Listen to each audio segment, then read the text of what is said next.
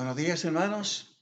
Una vez más desde el Centro Bíblico de Paysandú, les saluda Alberto González, pastor de la iglesia. Lo hago esta mañana con mucho cariño, con mucho regocijo, ya que este domingo es un día muy especial para nosotros. Día de recuerdo, día de celebración. Celebramos el hecho bíblico, comprobado por las Escrituras, de la resurrección de nuestro Señor y Salvador Jesucristo, que nos garantiza nuestra propia resurrección. En esta mañana quisiera simplemente hablar acerca de tres evidencias bíblicas de la resurrección de Cristo. Quisiera llevarles a mirar ahí las Escrituras en el libro de los Hechos, capítulo 26. Libro de los Hechos, capítulo 26. En la Escritura pueden mirar ahí en su propia casa o con quien esté también compartiendo. Y la Biblia dice: por lo cual, oh rey Agripa, no fui rebelde a la visión celestial, sino que anuncié primeramente a los que están en Damasco y en Jerusalén y por toda la tierra de Judea y a los gentiles, que se arrepintiesen y se convirtiesen a Dios haciendo obras dignas de arrepentimiento. Por causa de esto, los judíos, prendiéndome en el templo, intentaron matarme. Pero habiendo obtenido auxilio de Dios, persevero hasta el día de hoy, dando testimonio a pequeños y a grandes, no diciendo nada fuera de las cosas que los profetas y Moisés dijeron que habían de suceder, que el Cristo había de padecer y ser el primero de la resurrección de los muertos, para anunciar luz al pueblo y a los gentiles. Diciendo él estas cosas en su defensa, Festo a gran voz dijo: ¿Estás loco, Pablo? ¿Estás loco? Las muchas letras te vuelven loco. Mas él dijo: no estoy loco, excelentísimo Festo, sino que hablo palabras de verdad y de cordura. Pues el rey sabe estas cosas, delante de quien también hablo con toda confianza. ¿Por qué? No pienso que ignora nada de esto, pues no se ha hecho esto en algún rincón. ¿Crees esto, rey Agripa, a los profetas? Yo sé que crees. Entonces Agripa dijo a Pablo: por poco me persuades a ser cristiano. Y Pablo dijo: quisiera Dios que por poco o por mucho, no solamente tú, sino también todos los que me oyen hoy, fueseis hechos tales cual yo soy, excepto estas cadenas. Oremos a Dios. Buen Dios y Padre, gracias por esta mañana preciosa, por este tiempo en que podemos mirar tu palabra y animarnos en días inciertos, días difíciles, pero animarnos, oh Dios, con esta preciosa promesa de que nuestro Señor y Salvador fue la primicia de la resurrección y que un día también nosotros seremos resucitados. Gracias, porque tu palabra es cierta y porque por ella quieres hablar y animar nuestros corazones. Te lo pido por Jesús. Amén. Este capítulo 26 del libro de los Hechos, su escritor Lucas registra por tercera vez el testimonio de la conversión de Pablo. La Biblia nos dice que había sido arrestado porque él predicaba. ¿Y qué era lo que predicaba? ¿Cuál era el centro de su mensaje? Predicaba de un cierto Jesús ya muerto, el que Pablo afirmaba estar vivo. Hechos 25:19. Y ahora Pablo allí con sus manos encadenadas está frente al rey Agripa. El mismo Agripa era judío. Por lo tanto, Pablo defendía lo que predicaba basado en la escritura del Antiguo Testamento, lo que ellas decían acerca de la resurrección. Pablo también se defendía a sí mismo diciendo que el rey Agripa ya sabía sobre la crucifixión y la resurrección de Cristo. La crucifixión y la resurrección de Cristo eran hechos conocidos, comentados. Había ocurrido 30 años antes. Todos los judíos sabían de ello, incluyendo al rey Agripa. Así que Pablo dijo, pues el rey sabe estas cosas, delante de quien también hablo con toda confianza, porque no pienso que ignoran nada de esto, pues no se ha hecho nada de esto en algún rincón. Hechos 26, 26.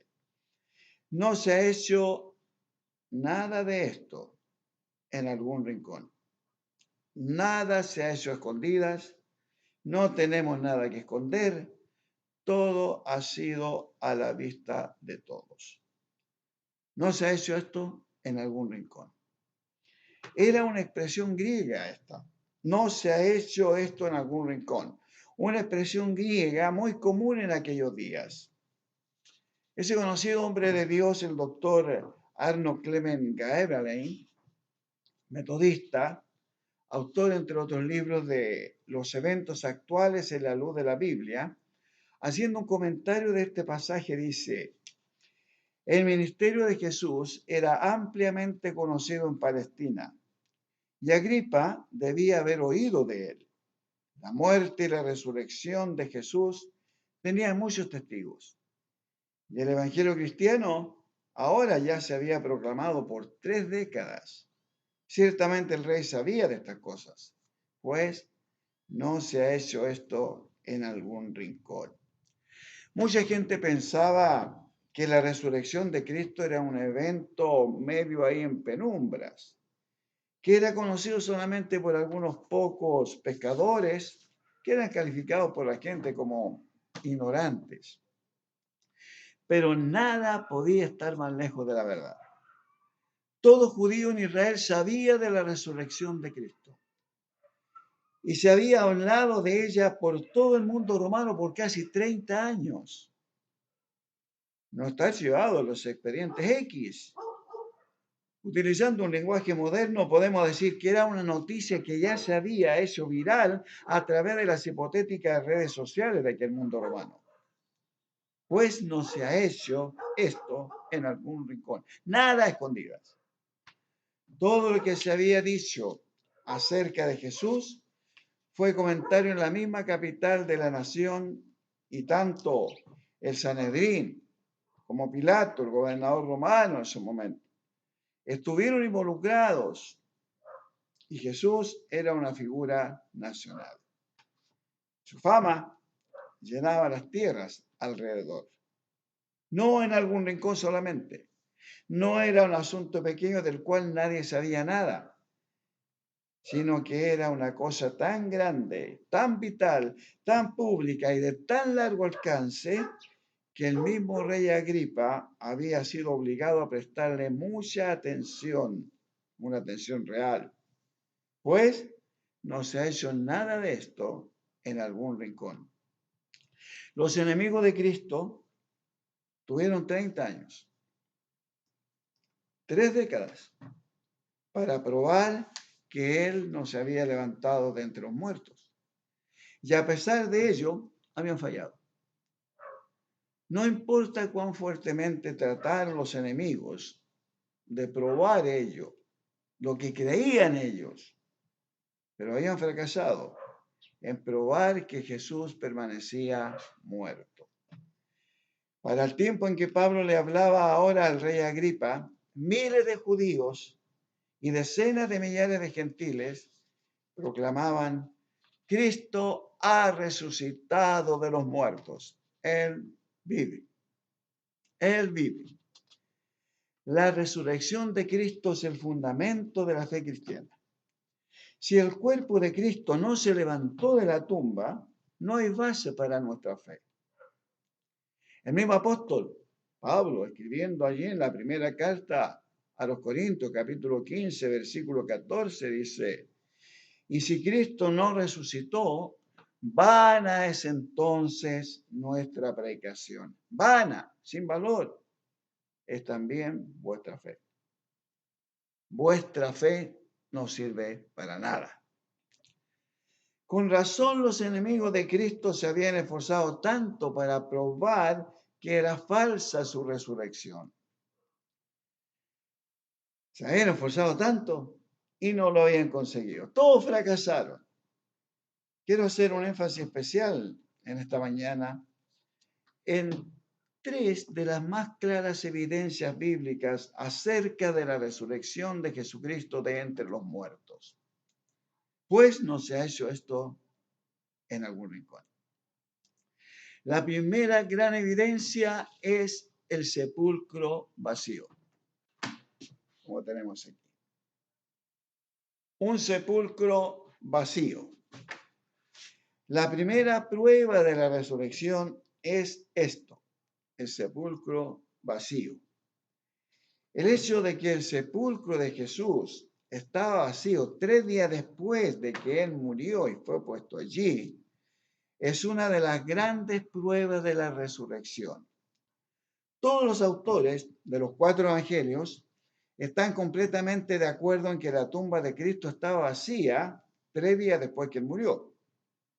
Mateo, capítulo 28, los primeros 7 versículos, nos dicen: pasado el día de reposo, al amanecer del primer día de la semana, vinieron María Magdalena y la otra María a ver el sepulcro.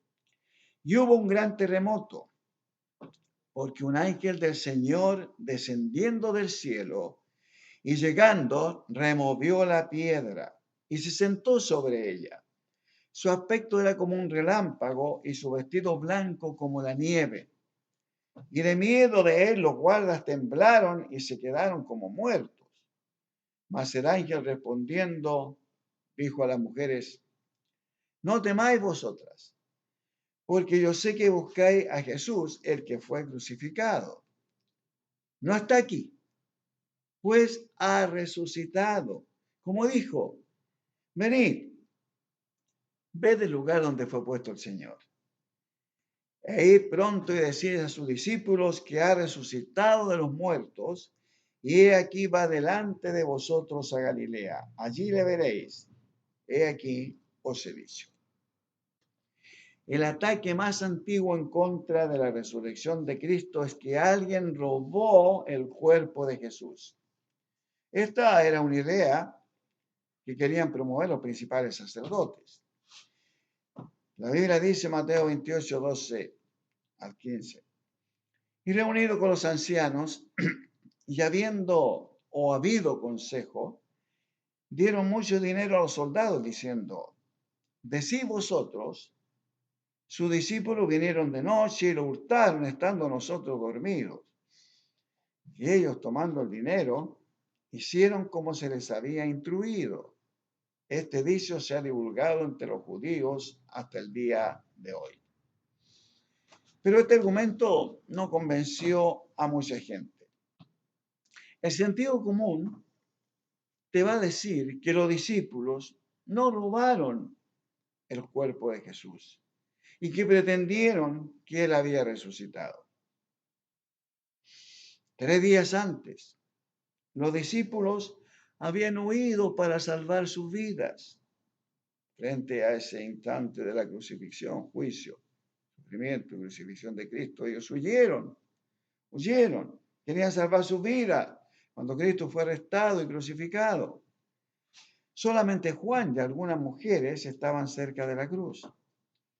Es muy poco probable que estos hombres temerosos hubieran tenido ahora el valor suficiente para robar el cuerpo de Jesús y luego comenzar con valentía a predicar que él se había levantado de los muertos, arriesgando sus vidas. No, esto es un argumento muy poco probable. Los hechos simplemente no coinciden.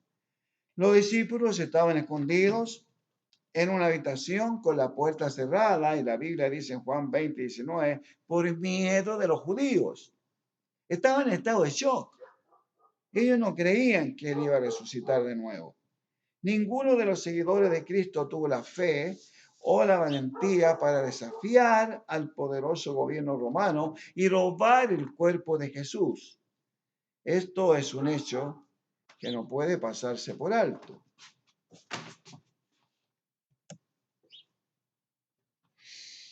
Los únicos, los únicos otros sospechosos que podrían haber robado el cuerpo de Jesucristo eran sus propios enemigos. El problema con esta teoría es que los enemigos de Cristo no tenían ningún motivo para robar su cuerpo, llegar a la tumba y robarse el cuerpo de Cristo. Los sumos sacerdotes y los otros líderes religiosos, condenaron a Cristo a la muerte porque él era una amenaza al sistema religioso y el modo de vida que ellos tenían. Lo último que estos hombres querían era que la gente pensara que Cristo estaba vivo otra vez. Es por eso que estos líderes religiosos se esforzaron mucho por eliminar cualquier aspecto de su resurrección. El Evangelio de Mateo, capítulo 27, versículos 63 y 64, nos dice que fueron al gobernador romano, Poncio Pilato, diciendo: Señor, nos acordamos que aquel engañador dijo, viviendo aún, después de 3 días resucitaré. Manda, pues, que se asegure el sepulcro hasta el tercer día. No sea que vengan sus discípulos de noche y lo hurten y digan al pueblo, resucitó de entre los muertos. Y será el postrer error peor que el primero. Pilato les dijo que llevaran guardias a la tumba y asegurarla como sabéis. Pongan guardias en la tumba y asegúrenla lo mejor que puedan. Así que sellaron la tumba y colocaron soldados para protegerla. No solamente para proteger a las personas que venían de afuera, sino que por si acaso ocurriera algo adentro. Extrañamente, estos sacerdotes parece que ellos y los líderes religiosos tenían más confianza ellos en la resurrección de Cristo que los propios discípulos del Señor. La verdad es que los líderes religiosos tomaron medidas extremas para que el cuerpo de Cristo no fuera robado. Querían demostrar que la promesa de Cristo de resucitar de entre los muertos era una mentira. Los líderes religiosos hicieron todo lo posible para eliminar cualquier posibilidad de esas historias que circulaban diciendo que Cristo resucitó de entre los muertos. Anular todo tipo de comentarios al respecto.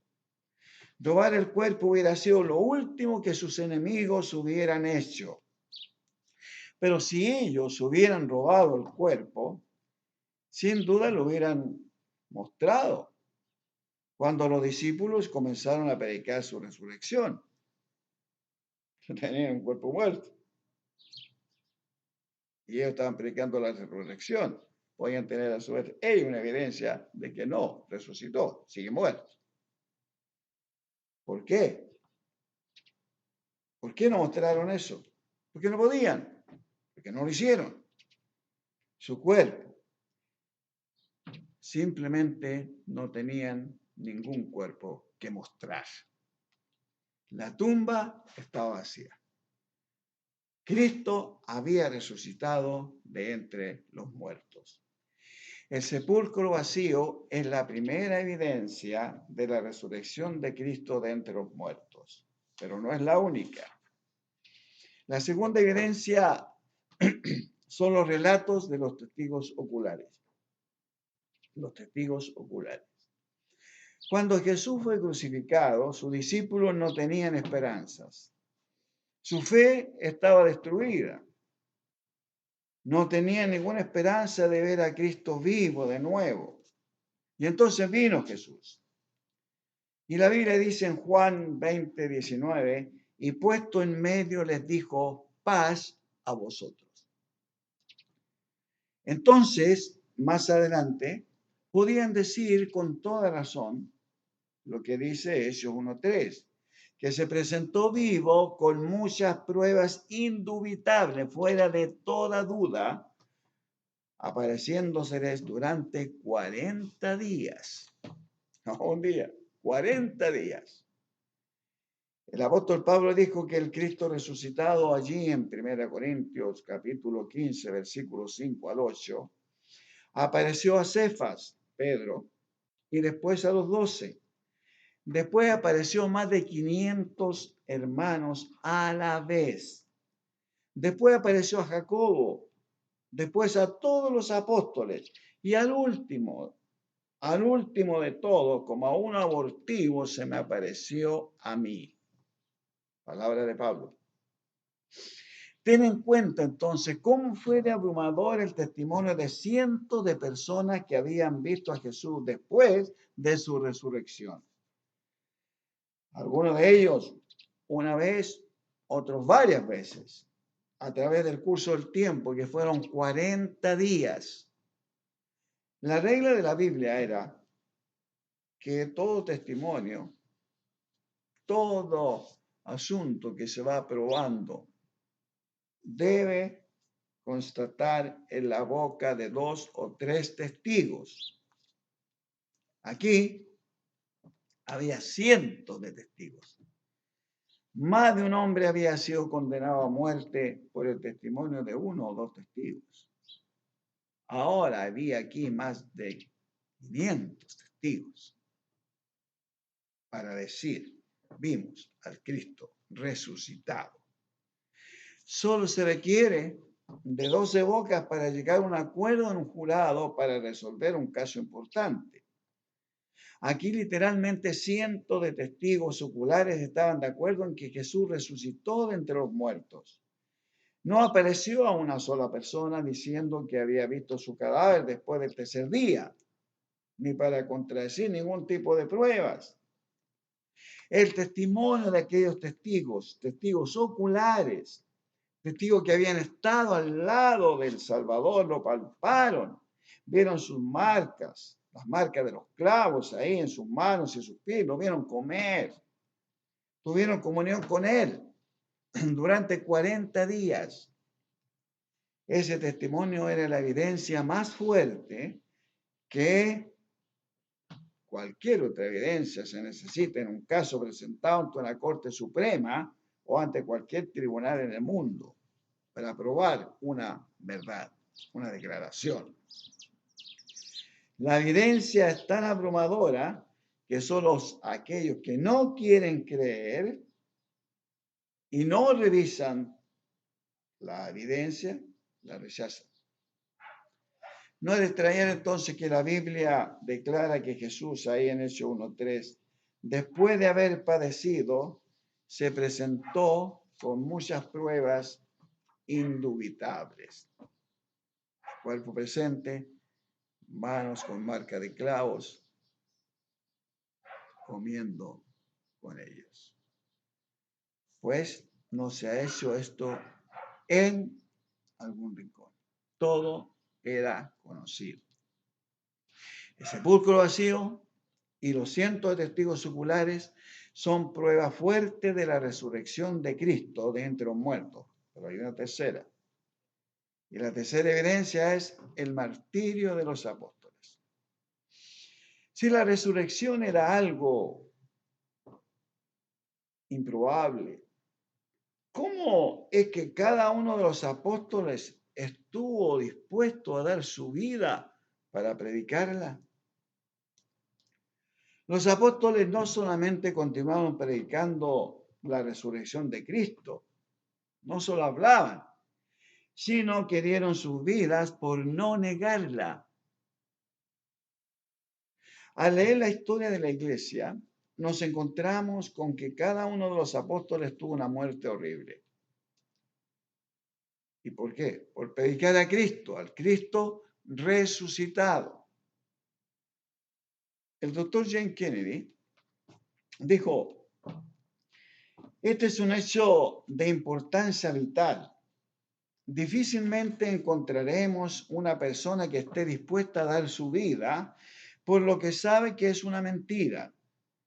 Tal vez nos hemos preguntado por qué Dios permitió que los apóstoles y todos los primeros cristianos pasaran por estos sufrimientos tremendos, increíbles torturas. Tenemos la fidelidad, el carácter, el sufrimiento y la muerte de estos testigos, la mayoría de los cuales sellaron su testimonio con su sangre. Alguien más dijo, los hombres morirían por lo que creen que es una verdad. Sin embargo, ellos no morirían por lo que saben que es una mentira. Estos hombres murieron porque dijeron que fueron testigos de la resurrección de Cristo, de ahí de entre los muertos. Pedro fue azotado severamente y luego crucificado de cabeza.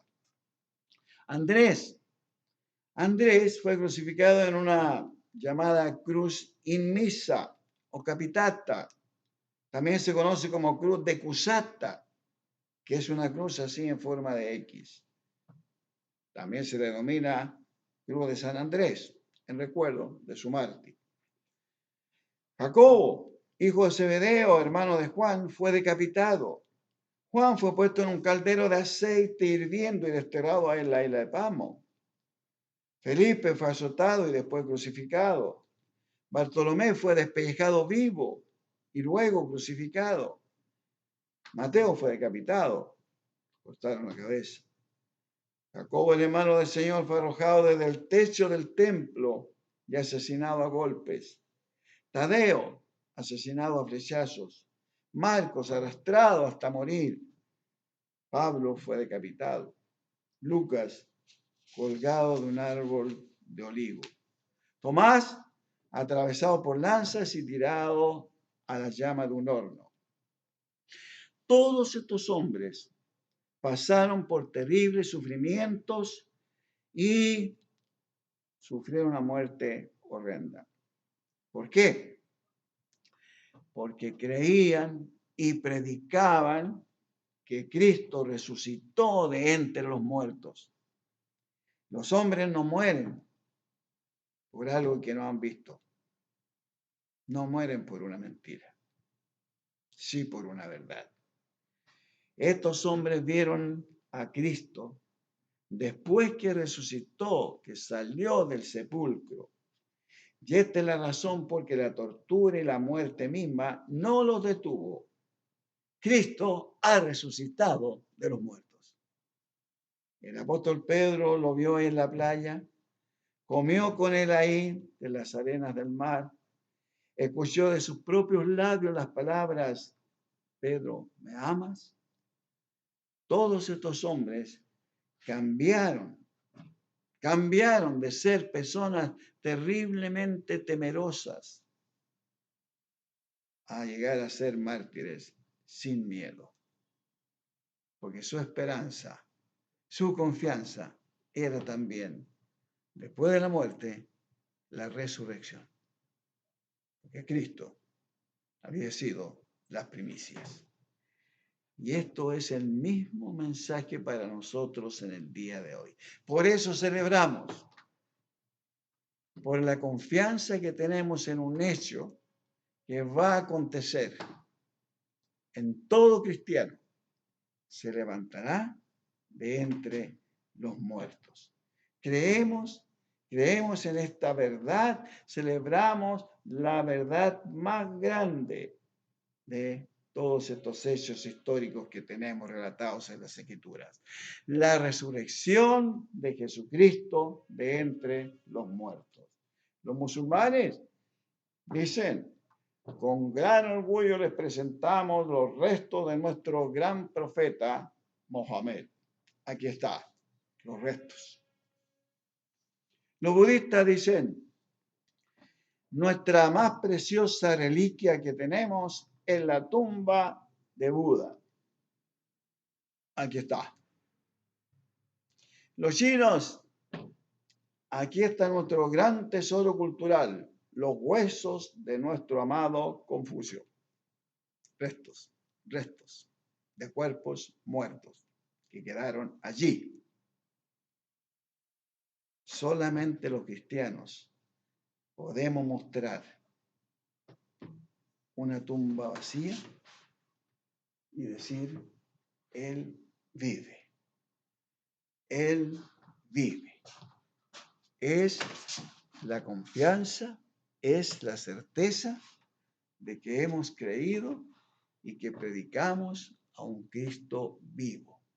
Y aún más, la seguridad como hijos de Dios de que sentimos su presencia en nosotros, porque yo sé que Él viviendo está, porque vive en mi corazón. Oremos. Gracias, Padre, por la palabra que es autoridad, por la palabra que nos da la certeza de que lo que hemos creído es una verdad irrefutable. Creemos en un Cristo que ha resucitado, creemos en un Cristo que es las primicias de la resurrección.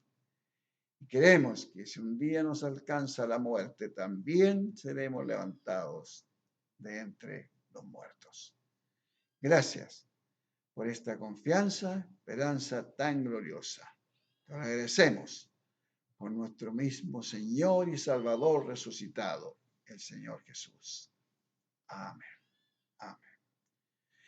Dios les bendiga, hermanos, en este día. Disfrútenlo, recordando este hecho tan precioso, animándose en la fe, aunque sean días inciertos, días de temores, pero en la confianza de que vendrán días mejores. Pronto nos encontraremos, pronto estaremos estrechando nuestras manos, pronto estaremos otra vez dándonos un abrazo fraterno, tomándonos juntos ahí unos buenos mates, compartiendo la comunión preciosa que hay entre los hijos de Dios. Disfruten este día con sus familias, muy cerquitas allí en el hogar, sin alejarse, sin salir de allí. Dios les bendiga.